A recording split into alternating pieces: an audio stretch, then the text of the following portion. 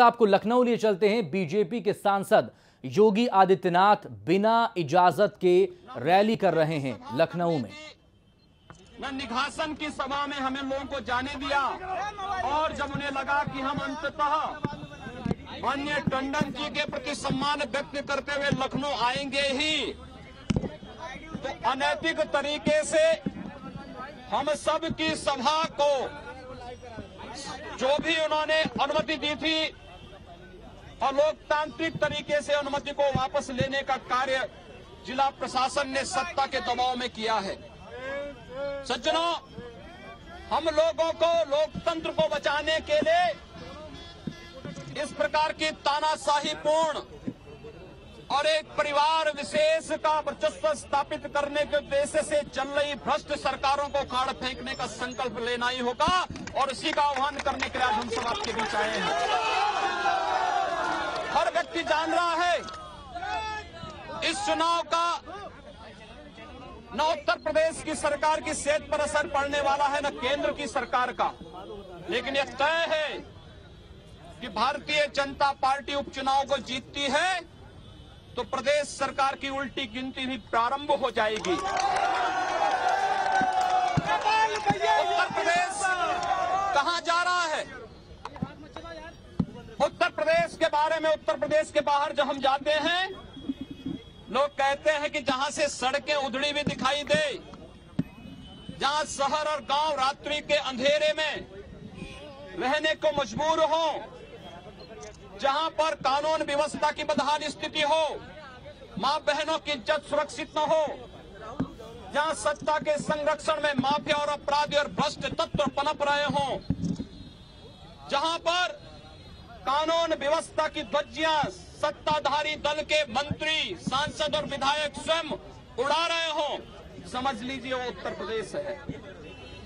ये उत्तर प्रदेश की इस तस्वीर को बदलने के लिए हम सबको प्रशासन और शासन के इस तानाशाही पूर्ण और लोकतांत्रिक कदमों का विरोध करने के लिए खड़ा होना ही पड़ेगा। और मैं धन्यवाद दूंगा लखनऊ की जनता को, यहाँ के नौजवानों को, जिन्होंने आज यहाँ पर उत्तर प्रदेश सरकार की इस अराजकता और इस तानाशाही पूर्ण व्यवहार का जवाब यहाँ पर एकत्र होकर के किया है। आश्चर्य करता हूँ, हम लोगों को नोटिस इस आधार पर दी जा रही है कि हम लोग उत्तर प्रदेश सरकार के भ्रष्ट रवैये के खिलाफ, इस सरकार के सांप्रदायिक एजेंडे पर न बोले। आखिर क्यों दंगे हो रहे हैं उत्तर प्रदेश में? दंगों के लिए हम लोग तो नहीं जिम्मेदार हैं। 2.5 वर्ष में 450 से अधिक दंगे, और दंगों के पीछे जो कारण है इस सरकार के सांप्रदायिक एजेंडे को प्रदर्शित करता है। कब्रिस्तान के नाम पर 300 करोड़ रुपया देंगे, लेकिन सड़कें उधड़ी हुई होंगी, बिजली नहीं मिलेगी, स्वास्थ्य सुविधा के अभाव में मासूम बच्चे असमय काल के गाल में समा जाएंगे। जनता, किसान परेशान है, आत्महत्या करने को मजबूर है। सरकार को उसकी चिंता नहीं। सांप्रदायिक एजेंडे को आगे बढ़ाते हुए उत्तर प्रदेश सरकार केवल और केवल कब्रिस्तान की बाउंड्री के नाम पर एक वर्ग विशेष को खुश करना चाहती है। कन्या विद्यादान केवल मुस्लिम कन्याओं को मिलेगा, हिंदू कन्याओं को नहीं। लोकतंत्र।